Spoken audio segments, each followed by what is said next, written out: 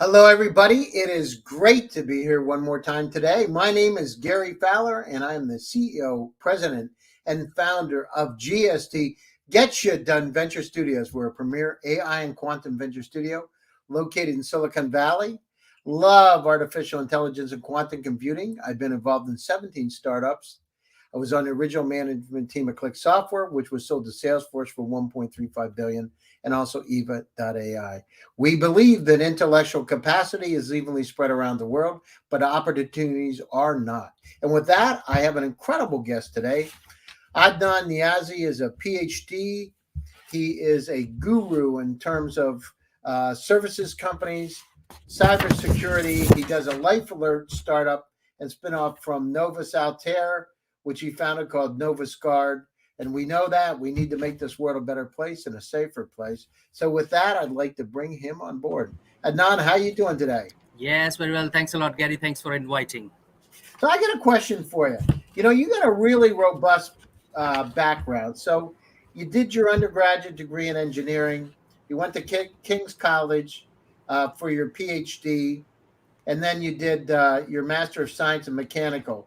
So how in the world did you go from that? You went to Siemens as a planning engineer. How did you go from that to doing startups? Okay, so let me put that into context. First, I did my master's from King's, then went on to do my PhD on a scholarship. And I was the first the candidate to receive that kind of a scholarship at King's College London. Coming back to your point, how did I came to be the entrepreneur and the founder of the companies that I started? Look, I mean, I have been the proponent of working together with academia and industry together. And it's always been at the back of my mind to act as a bridge between the two ends, to bring those together. So while I have been with the academia for good a chunk of my life, I always wanted to work with the industry. So the moment I came out of the college and had worked with a lot of researchers, I started working with a number of universities across London and Greater London. And during that time became the assessor and the external verifiers working for a lot of universities, and that opened up a lot of avenues for me to work together with the academia and the industry people, which then allowed me to work very closely with number of entrepreneurs as well. And for me, the decision making and the independent decision making of the thinkers, of the great thinkers, have always inspired me and wanted to do something that instills, a lot of scientific values at the background, and the work of a lot of people filter it down to the grassroots level. And at that time, I laid the foundation of the company called Novus Altair. Novus is for novel, and Altair is the brightest star in the constellation called Aquila. Now, this inspired me to come up with the idea of working with a lot of researchers and academics. And I'd been working in the background and worked with a lot of security industries, having my background with the Siemens and the planning engineer, working on a lot of security systems at that time.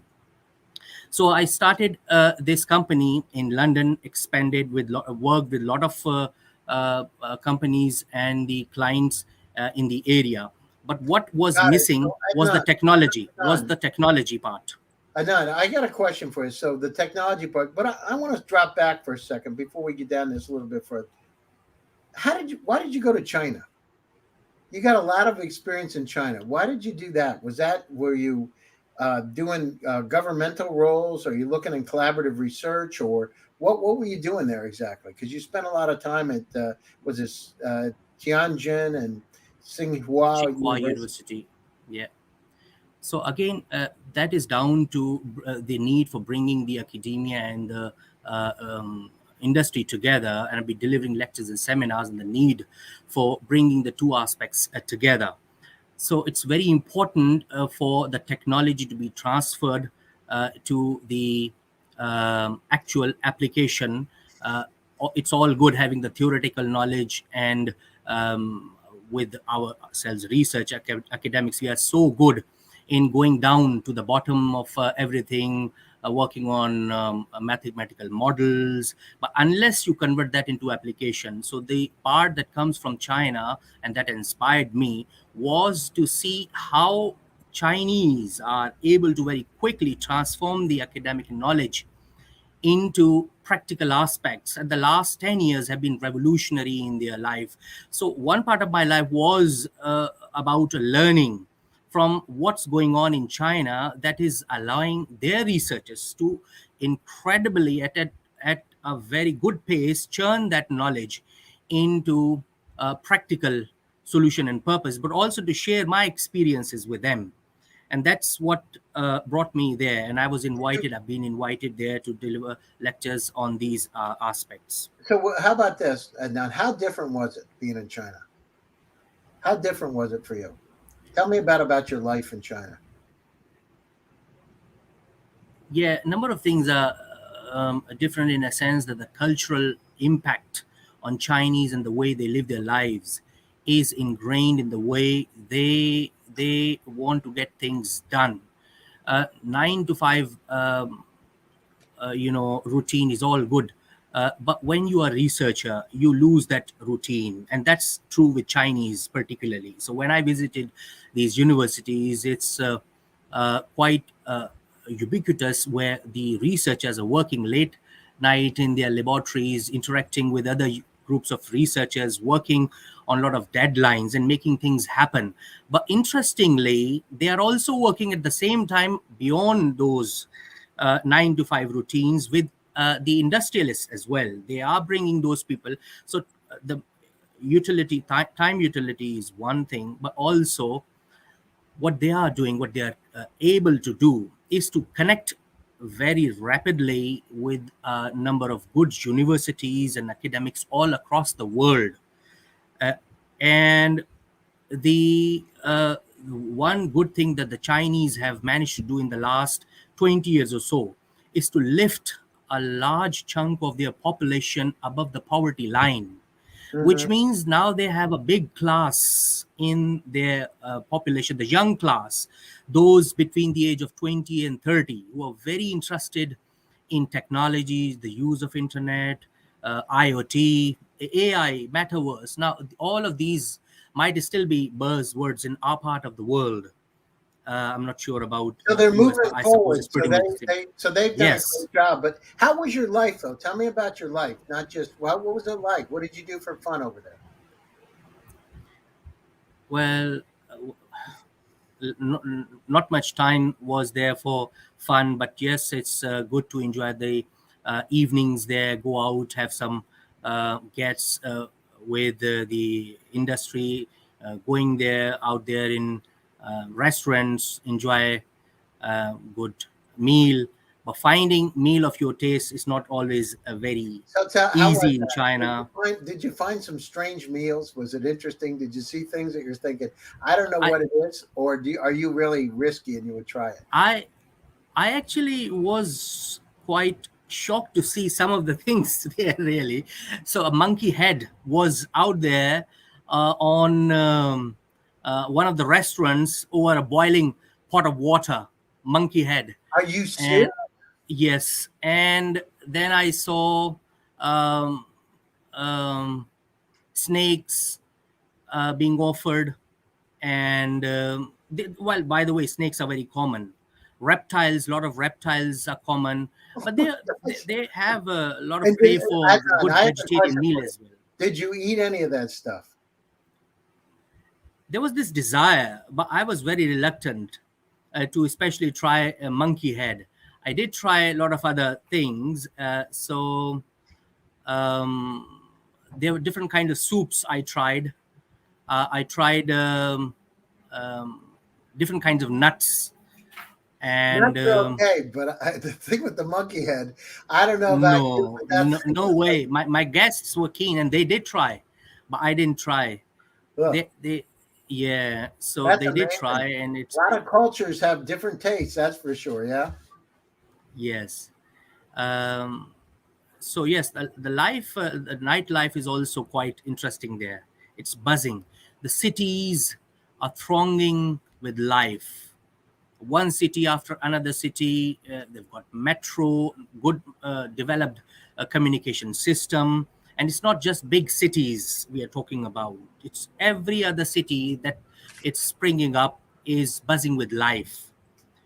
Yeah, no, It's I not just agree. nightlife, but they have managed to capture their history in their museums very well. Um, the discipline in their day-to-day life, I think, is widely prevalent, and there are misconceptions in our part of the world about how some of the things are done in China. I would say once you go there, this will open up a whole new dimension for you about how they are leading their life and why they are progressing the way they are progressing.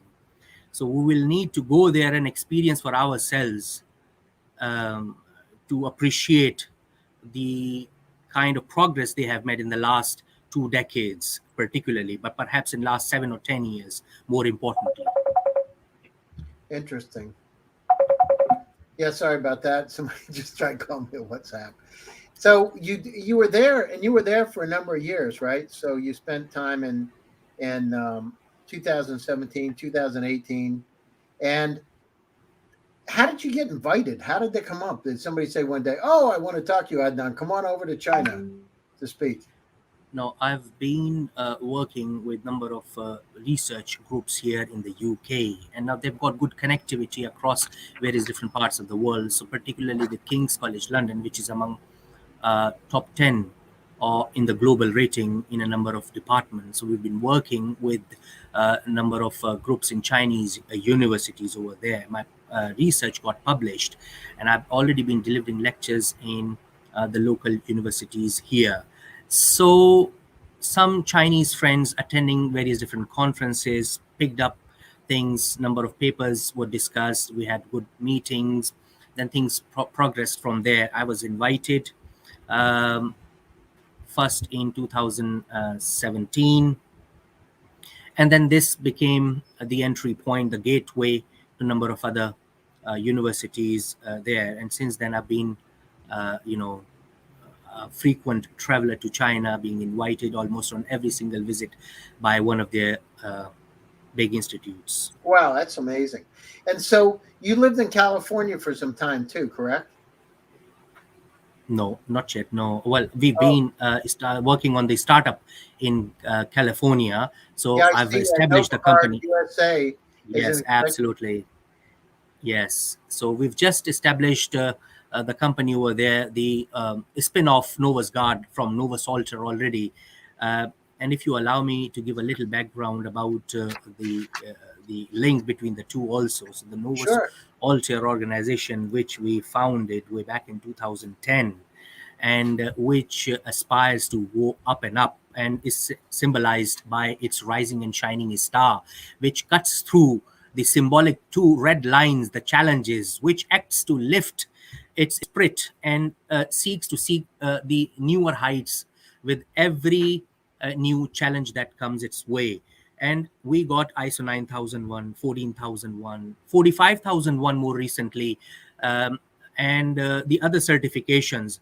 We never stopped. But one thing that had been missing, as I told you, was the technology element. We wanted to remain at the technology highway, center point, the center, the master, or the focal point had to be the technology. So what we did, we worked on a product called Novus Guard, the lone worker protection device. The need came from our internal fleet of staff who had to be secured themselves when they are especially working in lone environment. And so we laid the foundation of Novus Guard. Uh, since its inception in 2018, late 2018, we have been working on seeking new dimensions to this product. And what we have now achieved is the product which has matured in the UK, and now we have established its office in US, in the US. So to answer your question, I'll be coming back to California very soon, hopefully. And we have got offices in Abu Dhabi and Dubai also. And And now we are starting the office in Malaysia. so how's business? How's that Novus out there? What kind of revenue are you generating? Now, so for the Nova Salter part, we are generating in the region of around 8 to 10 million pound. Now, probably that equates to around 12 to 13 million in dollars, US dollars. And that has been acting as the VC fund for Nova's Guard also, if you like.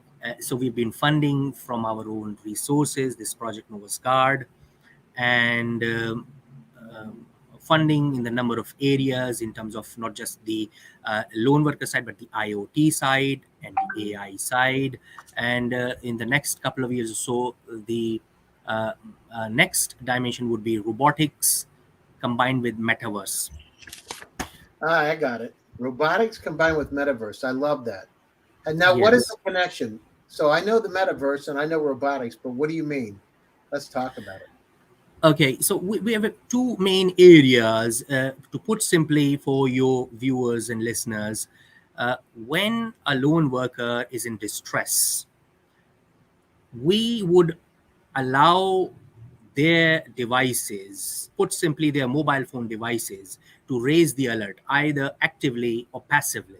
If they are not able to raise the alert, the device will do it for themselves. Once the signal is received, either in our control room or the signal may be received by anyone, the next big task is to provide the support. That is where the challenge lies. Now, we all know that we have, in especially developed countries, we have the likes of 999 or 911 in different countries. But again, that could be too late. By the time your support arrives, it could be too late for individuals. So that's where we come in. What we are now trying to do is to deploy and dispatch our responders in the form of drones. So the first set of drones will arrive on the scene, let's say within 30 to 40 seconds of the alarms being raised. Of course, there's a whole series of filters being deployed to filter out the noise and all kind of false alarms, and make sure that the utility of the response is secured. So once they arrive, all kinds of utility may be secured from those responders, from the deterrence to the surveillance to the first aid. Now the applications are wide open for us. But metaverse again is something we've recently worked out, and we are conceptualizing the concept of combining metaverse with those drone reconnaissance. So what the drones will be doing is projecting laser beam metaverse environment, and again the application of that metaverse environment would stretch from the simple first aid tool and the demo to an ordinary man, where they can provide the help on scene, and again to the information, but more importantly again the deterrence. So we will Wow, that's use that amazing. So metaverse tell me, environment. Yeah. give us a scenario. Tell me where it would be used. Now, for example, football stadiums, it could be in a lone working environment. It could be a terrorist threat. It could be in US environment. It could be a No, but live so exactly, how would it work? situation. Adnan, tell us So exactly how it let's would say work. let's say active shooting is going on, Right. and the alert is raised before a dispatch arrives by police. Our drones will be there in 30 seconds, and Wow. they will start capturing the evidence. Not only that, first aid will be there, but more important, depending on the license protocol in a given country, they will also be able to deploy in future some kind of ammunition, and those drones can be controlled remotely. Now Wow. that is at least the vision of the concept. And then the secondary layer of ground based mobile patrol robots will arrive even before the human based conventional protocol. The tertiary layer arrives. So we will have the primary layer, the secondary layer, and then the tertiary conventional layer. Now Well, I'll tell you at the what, moment we are Adnan, this is starting to sound like Terminator. well, we are reaching there. We have to, sooner or later. Those who reach now, those who take the leap now, will be But the how about leaders in the this, industry. Adnan, you're a smart guy, right? Tell me this. What happens if we don't have compassion and empathy? What happens to those robots? What happens to the AI inside of those, the machine learning? What's your You vision? you raised an interesting point, but Gary, we've already started working in this area in Japan. People are even relying on their pet dogs as robots, and there are human mimicking robots filled up with emotions. But AI and the fuzzy logic, the use of neural network, machine learning will make it possible for these robots to learn over a period of time. Of course, the texture, etc., they will all be part of that, and we are working in all of those areas. The aesthetics of robots, haptics. Now, when these haptics, aesthetics of it, the robotics part, the machine, we will have something in future. We none of us know how this will evolve. But one thing is for sure: these robots one day will have the capability to learn and to mimic as close to humans as they possibly can. That will be the case. That would include eventually emotions as well and empathy. That will. No, it's Um, amazing. I love what you're doing. So tell me a little bit about what's the future hold. I mean, if you look 5 years out from now, where are you going to be? we would become global. The aim is to become a unicorn in next 2 to 3 years, but in given 5 years, we want to become household name, as close to the likes of WhatsApp of security industry as possible. If not in 5 years, probably 7 to 10 years is my target anyway. So between next 7 to 10 years, we want to become the Facebook or the WhatsApp in security industry. And the Oh, I love security, let me tell you, we cannot confine buzzword security in simply the manned or the physical guarding security. We are talking about the climate security. We're talking about food security. Now, this is very important. This is about the survival of human race. It's about the security.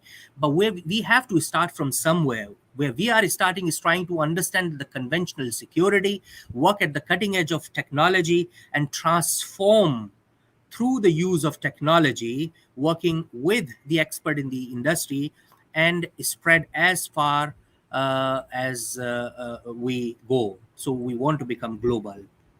No, that's great. In fact, I just had a conversation this morning that the guy in 2007, their team, he was a lead author of the paper that won the Nobel Prize with Al Gore in the environment in 2007. So I had him on the. He's going to actually be on the show too. So I hear you there. We need security. We need climate security. You know, we've got the population of the world going from 8.1 billion to 13 billion, Adnan. At the same time, we Absolutely. got to double the food supply by 2050 to feed everybody. So we get it. We understand it. Listen, we're coming to the top of the show, and closing thoughts, and how do people get a hold of you? Okay, so I'm approachable in a number of ways. Now, our website, I've got three different websites: novasguard.co.uk. We've got novasaltair.co.uk. Now, all of the contact details are there. But if you like, for the benefit of your viewers, I'm also approachable through my direct email address. If that's okay, I can give my email address. Now, if I'll try to be as quick as possible. Director at novasaltair.com Mm-hmm. is my email address. And the quickest way for me, for those who have got my number, of course, I'm approachable uh, through that as well. No, that's great. So I got to say, Adnan, it was great to have you on the show today. You're an amazing guy. You built an incredible company. For the viewers out there, that's what we do at GSD. We help companies go global. We love to build unicorns. We love to help them cross barriers, whether they're geographic or political, to be able to make this world a better place. And Adnan, that's one of the things that you just said to us today. Let's go out there. Let's stay safe. Let's stay happy. Let's stay healthy. And let's, most importantly, get shit done. Take care of yourself. Brilliant. See everybody. Stay tuned for another exciting edition on Thursday. My name is Gary Fowler, and I am the host of GSD Presents Silicon Valley AI and Tech. Thank you very much, Adnan, for joining the show today. Thank you. My pleasure.